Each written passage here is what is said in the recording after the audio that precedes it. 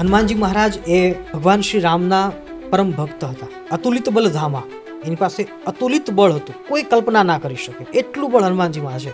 એમ કહેવાય છે કે ઇન્દ્ર પાસે જે ઐરાવત હાથી હતો ને, એવા 10,000 હાથી જેટલી શક્તિ હનુમાનજી મહારાજમાં હતી. પણ આટલી શક્તિ હોવા પછી પણ પોતાના સ્વામી એટલે કે ભગવાન રામ એમને એટલા સમર્પિત રહ્યા કે હવે હું એને સમર્પણ થયો છું, બસ હવે એની ઈચ્છા એ મારું પ્રારબ્ધ. એનું એક સૌથી મોટું દ્રષ્ટાંત તમને આપું. જ્યારે હનુમાનજી મહારાજ સાગરને ઓળંગી, પોતે પવન પુત્ર છે, તો ઉડતા ઉડતા લંકા સુધી પહોંચ્યા. વચ્ચે અનેક વિઘ્નો આવ્યા છે, પણ આખીરમાં લંકા સુધી પહોંચ્યા.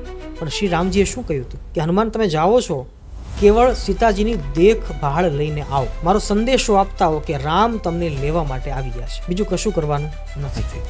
હનુમાનજી ગયા, સીતાજીની દેખભાળ લીધી અને આખીરમાં અંગૂઠી આપી, રામ તમને લેવા માટે આવે છે એટલું કહીને હનુમાનજી લંકા દહન તો પછી સાઈડ ઇફેક્ટ હતી કે રાવણ દ્વારા અપમાન કરવામાં આવ્યું, પછી એમના પાપે જ એમનું રાજ્ય સળગ્યું. બાકી જો હનુમાનજી ધારત ને તો સીતાજીને ખભા પર બેસાડીને પાછા આવી જતા હતા, પણ આવ્યા નહીં. કેમ?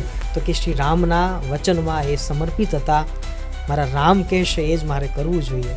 બસ એમ આજની યુવા જનરેશન છે, આજની પેઢી છે, એમણે એ શીખવું જોઈએ કે પોતે જ્યાં સમર્પણ છો, તમે જ્યાં સમર્પિત છો, તમે એના થઈને રહો, તો જ ખરેખર સફળતા મળશે, નહીંતર સફળતા મળશે